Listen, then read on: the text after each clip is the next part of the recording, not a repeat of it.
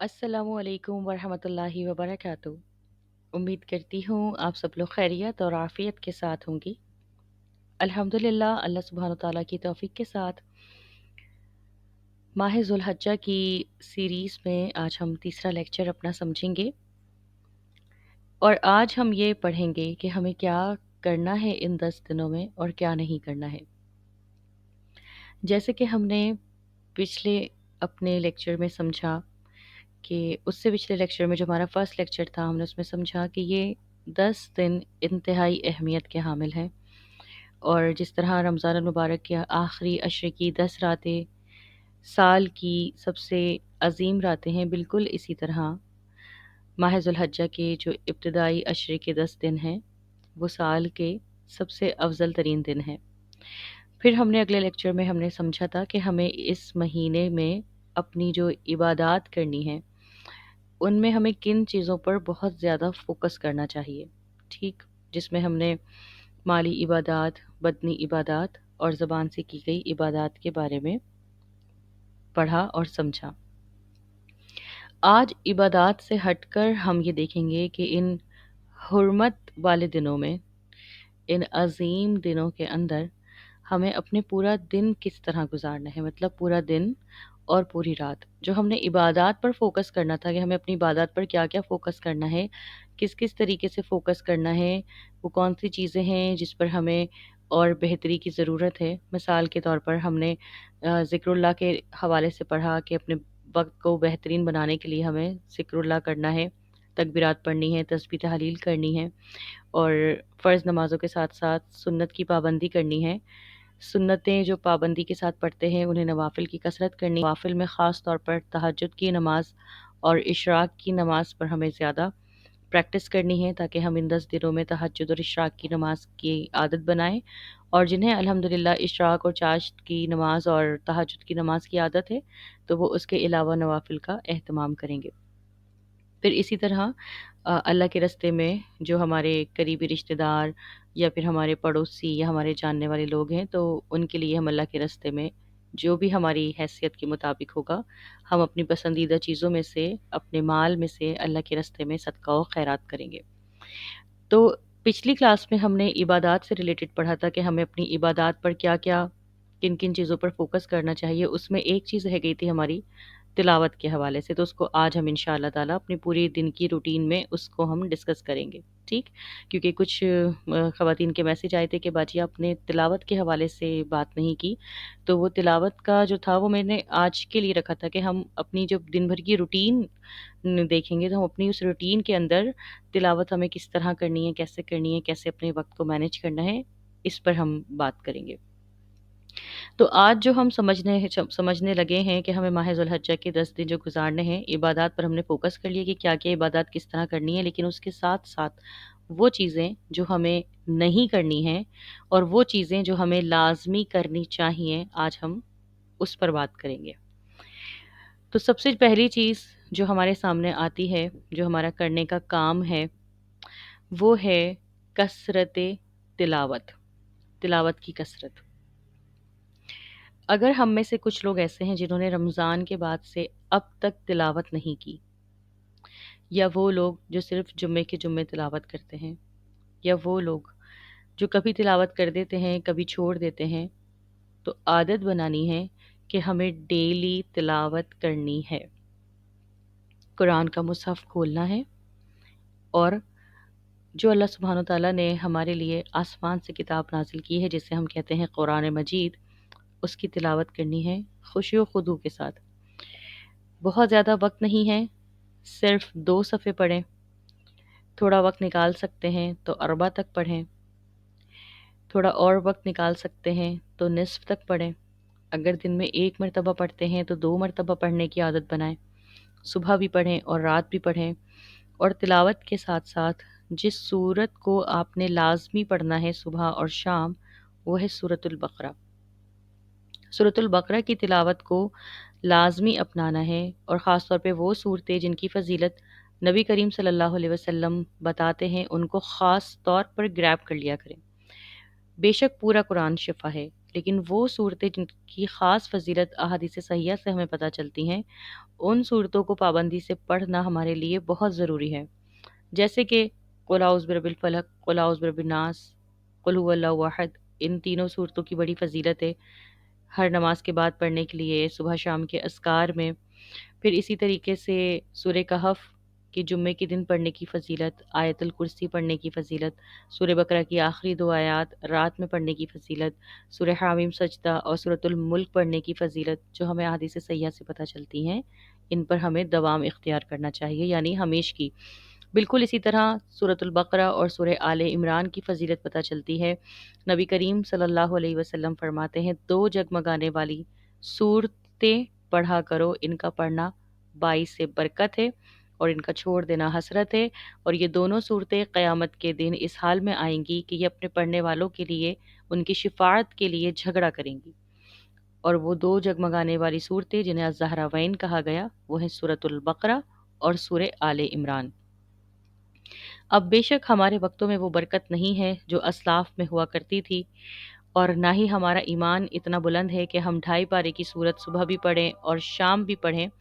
تو پھر ہمیں اس کے لیے کیا کرنا چاہیے؟ ہمیں اس کے لیے یہ کرنا چاہیے کہ جو علماء کرام ہمیں اس کا طریقہ بتاتے ہیں وہ یہ ہے کہ صبح ایک رکوع پڑھ لیں سورہ بقرہ کا، دوسرا رکوع شام میں پڑھ لیں، تیسرا رکوع اگلی صبح پڑھ لیں، چوتھا رکوع شام میں پڑھ لیں، پانچواں رکوع اگلی صبح پڑھ لیں، چھٹا رکوع شام میں پڑھ لیں۔ اس طرح ہمارے گھر میں ڈیلی تلاوت قرآن مجید کے ساتھ ساتھ سورہ بقرہ کی تلاوت کا بھی اہتمام رہے گا، اور ایک روایت کے مطابق جس گھر میں سورۃ البقرہ پڑھی جاتی ہے، شیطان اس گھر سے نکل جاتا ہے۔ جادو ٹونا، اس طرح کی تمام جو خرافات ہیں، جو شیطانی اعمال ہیں، وہ اس گھر پر اثر انداز نہیں ہوتے اللہ کے حکم سے۔ تو لہٰذا ان 10 دنوں میں جو اپنی عادت بنانی ہے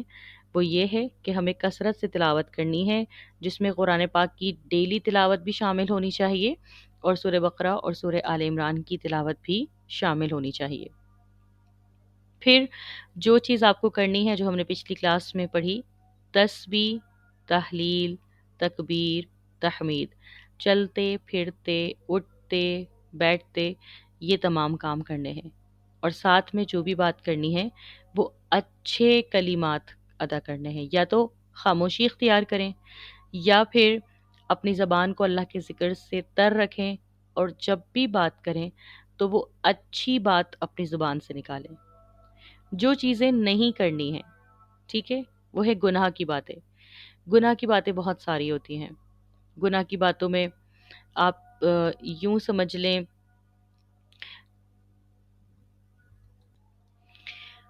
گناہ کی باتوں میں ایسی باتیں کرنا جو شر پھیلانے والی ہوں، ایسی باتیں کرنا جو اللہ اور اس کے رسول کی نافرمانی والی ہوں۔ مثال کے طور پر کسی کی غیبت کرنا۔ غیبت، what is the meaning of غیبت؟ غیبت اسے کہتے ہیں کہ کسی شخص کے اندر کوئی برائی موجود ہو اور آپ وہ اس کی برائی کسی کے پیٹھ پیچھے کرتی ہیں، اس شخص کے پیچھے آپ وہ برائی کسی دوسرے انسان کے ساتھ کر رہی ہوتی ہیں، تو اس کو کہتے ہیں غیبت کرنا۔ ٹھیک، اکثر لوگوں سے کہا جاتا ہے کہ بھئی آپ کسی کی برائی ان کے پیچھے نہیں کریں، تو اکثر جواب دیتے ہیں کہ بھئی جو چیز ان میں موجود ہے ہم تو بس وہی بات کر رہے ہیں تو اس کو ہی غیبت کرنا کہتے ہیں۔ اگر کوئی برائی اس شخص کے اندر موجود نہیں ہے اور آپ تب بھی وہ بات کر رہے ہیں اس کے پیٹھ پیچھے، تو اسے بہتان لگانا یا الزام لگانا کہتے ہیں، جو بہت بڑا گناہ ہے۔ اور اگر کوئی برائی اس شخص کے اندر موجود ہے اور اس کا تذکرہ آپ کسی اور سے کر رہے ہیں، تو اس کو ہی غیبت کہتے ہیں۔ ٹھیک، اور یہ گناہ کبیرہ ہے، یہ گناہ کی بات ہے۔ چغلی کرنا، کسی کی شکایت کرنا، ٹھیک، تاکہ اس کی ڈانٹ پڑے یا اس کی عزت اس کی نظروں میں خراب ہو اور آپ کی عزت بہت زیادہ بلند ہو جائے۔ ٹھیک، کسی کا مذاق اڑانا، کوئی جسم میں موٹا ہے، کسی کو تمیز نہیں ہے، کوئی ہنستا خراب طریقے سے ہے، کوئی چل نہیں سکتا، کسی کا لباس اچھا نہیں ہے، کوئی آپ سے کمتر نظر آتا ہے، یا پھر اپنے گھر میں زبان چلانا، بدتمیزی کرنا۔ آپ عبادات پر تو فوکس کیا ہوا ہے لیکن آپ گھر میں زبان چلاتی ہیں، آپ اپنی اماں سے جھگڑا کرتی ہیں، آپ اپنی بڑی بہنوں سے، بھابھیوں کے ساتھ بدتمیزی کرتی ہیں، آپ اپنے بھائیوں کے ساتھ بدتمیزی کرتی ہیں، آپ اپنے ابا سے تلخ کلامی کرتی ہیں، آپ اپنے ددیال والوں سے برے انداز میں بات کرتی ہیں، یا آپ اپنے ننیال والوں سے برے انداز میں بات کرتی ہیں، تو یہ تمام چیزیں ہمارے نامہ اعمال سے ہماری نیکیوں کو ختم کرتے رہتے ہیں۔ ہم جتنی بھی نیکیاں کرتے ہیں، ہم قرآن کی تلاوت کرتے ہیں، ہم نمازوں کا اہتمام کرتے ہیں، ہم اپنے تسبیحات کا اہتمام کرتے ہیں، صبح شام کے اذکار کا اہتمام کرتے ہیں، لیکن اگر ساتھ میں ہم گناہ کی باتیں کر رہے ہوتے ہیں، چغلی کر رہے ہوتے ہیں، بہتان لگا رہے ہوتے ہیں، غیبت کر رہے ہوتے ہیں، الزام لگا رہے ہوتے ہیں، مذاق اڑا رہے ہوتے ہیں، بدتمیزی کر رہے ہوتے ہیں، جھوٹ بولتے ہیں، گالی دیتے ہیں، تو ہم یہ تمام کام ہماری ان نیکیوں کو مٹا دیتے ہیں جو ہم بہت زیادہ محنت کر کے کرتے ہیں۔ نہ صرف یہ تمام کام، اب دیکھیں آپ، یہ جو ساری باتیں ہیں، گناہ کی باتیں، چگلی، بہتان، مذاق، زبان چلانا، بدتمیزی کرنا، جھوٹ بولنا، گالی دینا، یہ سب کیا ہیں؟ یہ ہمارے زبان کے اعمال ہیں، ٹھیک؟ ان تمام چیزوں سے اپنی زبان کو روکنا ہے۔ نبی کریم صلی اللہ علیہ وسلم فرماتے ہیں کہ میں نے جہنم میں عورتوں کی کثرت سب سے زیادہ دیکھی ہے، ٹھیک؟ اور پھر آپ صلی اللہ علیہ وسلم ساتھ میں یہ بھی فرماتے ہیں کہ عورتیں اپنی زبان کی وجہ سے، ناشکری کی وجہ سے جہنم میں پائی جاتی ہیں، ان کی اکثریت جہنم میں دیکھی گئی ہے۔ کیوں؟ کیونکہ عورتیں اپنی زبان کا خیال نہیں رکھتی۔ بولنا، بات کرنا، کہنا، چیخنا، چلانا، اس چیز پر خیال نہیں رکھا جاتا، کیونکہ اگر کوئی اچھی بات نہیں کہہ سکتے ہیں تو پھر ہمیں چاہیے کہ ہم خاموشی اختیار کریں۔ ہم جب اتنی محنت کر کے ان 10 دنوں کا انتظار کر رہے ہیں، اللہ سے دعا کر رہے ہیں، اس کی تیاری کر رہے ہیں اور اپنی عبادات پر فوکس کرنے کی کوشش کر رہے ہیں، تو اس کے ساتھ ساتھ ہمیں گناہوں سے بھی بچنا ہوگا۔ اور جب ہم ان گناہوں سے بچیں گے، کیونکہ ہم نے پچھلی کلاس میں کیا پڑھا تھا کہ دن کی عبادات ہمیں رات کی عبادات میں مدد دیتی ہیں، اور رات کی عبادات ہمیں دن کی عبادات میں مدد دیتی ہیں۔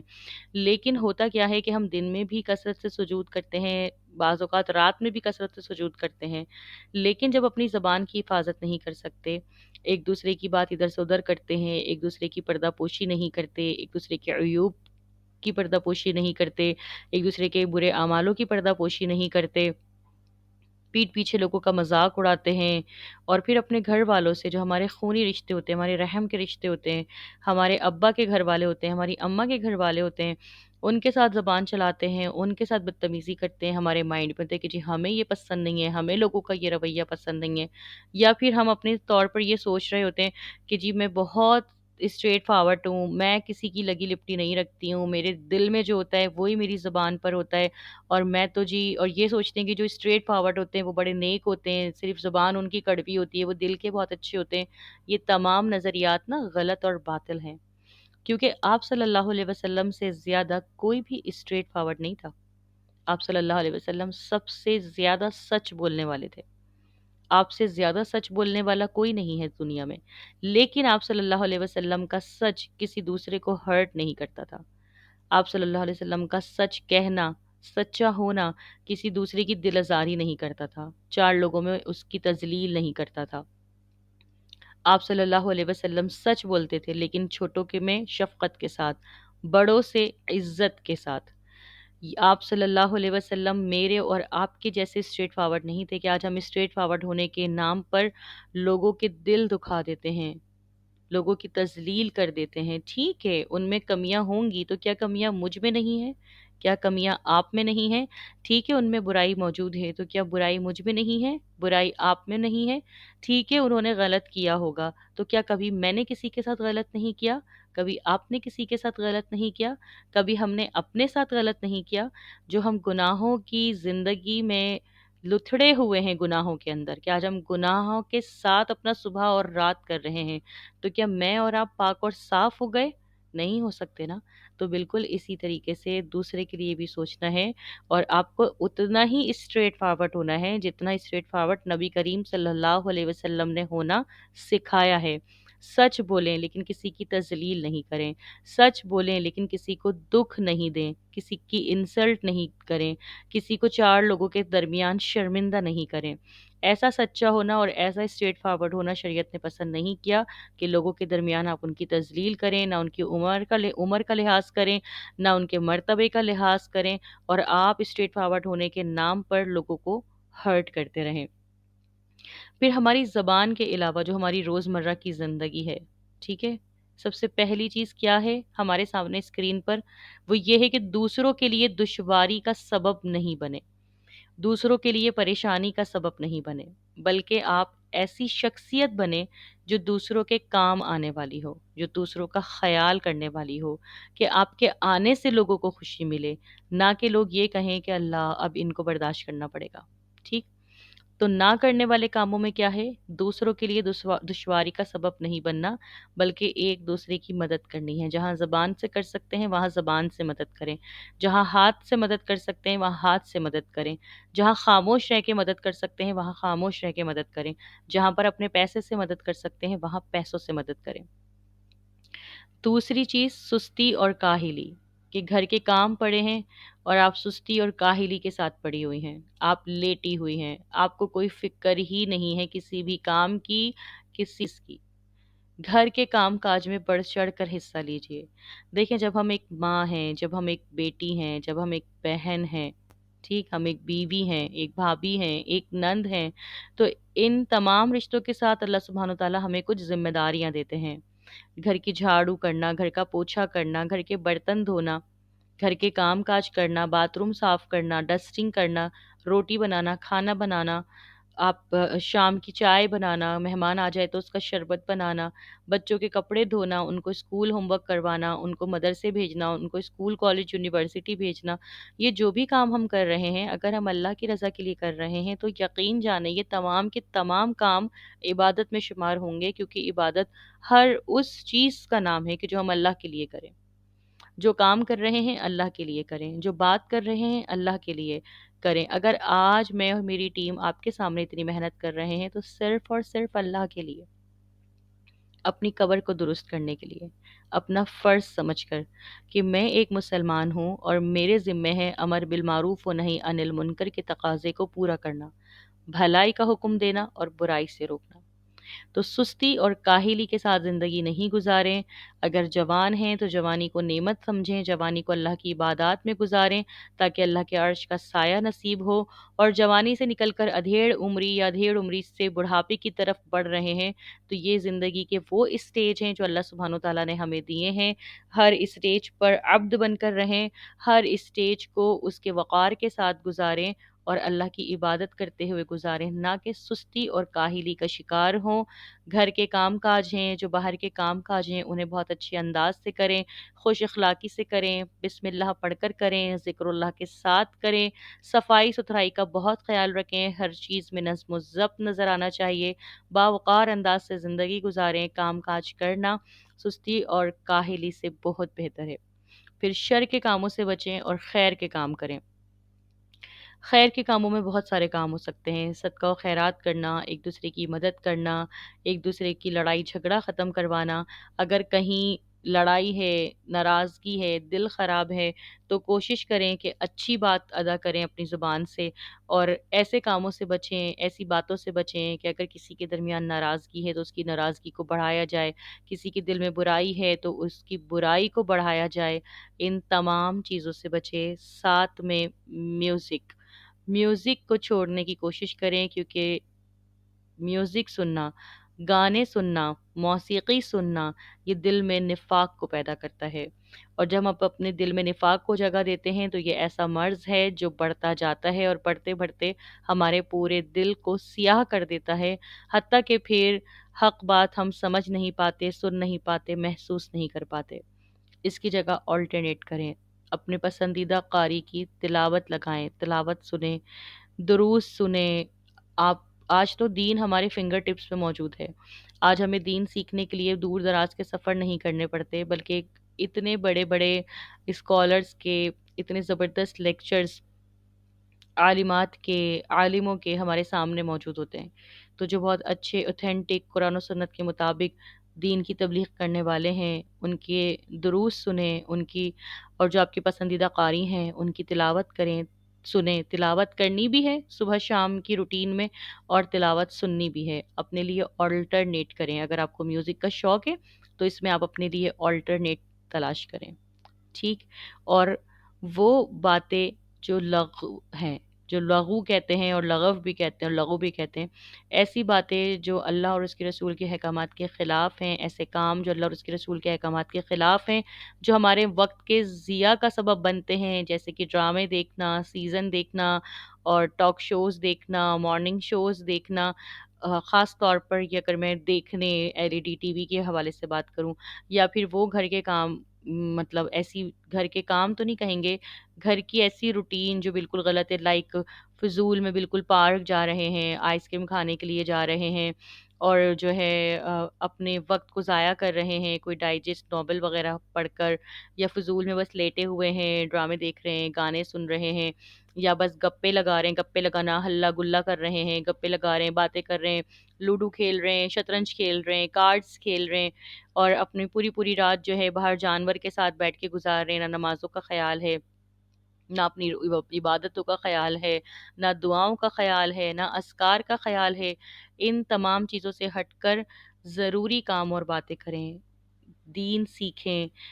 تلاوت سنیں، جو ضروری باتیں ہیں کریں۔ ایسا نہیں کہا جا رہا کہ آپ بالکل لوگوں سے کلام کرنا چھوڑ دیں، بات کرنا چھوڑ دیں، ایسا کچھ بھی آپ کو نہیں کہا جا رہا۔ ہاں، آپ کی جو ضروری باتیں ہیں وہ کریں، جو ضروری اعمال ہیں وہ کریں۔ اپنے گھر کو عید آنے والی ہے تو اپنے گھر کو سجائیں، اپنے گھر کو صاف ستھرا کریں، اپنے اماں ابا کی ہیلپ کریں، اپنے رشتہ داروں کی جس کی آپ ہیلپ کر سکتے ہیں وہ ہیلپ کریں۔ آپ بیٹھیں بھی، آپ بات بھی کریں، آپ اپنے جانوروں کی خدمت بھی کریں، لیکن جو ضروری چیزیں ہیں ان کو اپنائیں، اور غیر ضروری اور وہ چیزیں جو آپ کے وقت کا ضیاع بنتی ہیں ان تمام چیزوں کو چھوڑ دیں۔ ہم نے پہلے لیکچر میں کیا پڑھا تھا کہ ہمیں خود کو تھکا دینا ہے، اتنی عبادت کرنی ہے، یہ بہت افضل ترین دن ہے، ان کو ایسے ہی گزاریں، کوشش کریں ان تمام غلط باتوں سے ہم بچ سکیں، اور جو کرنے کے کام ہیں وہ ہم کریں۔ ایک لسٹ بنائیں،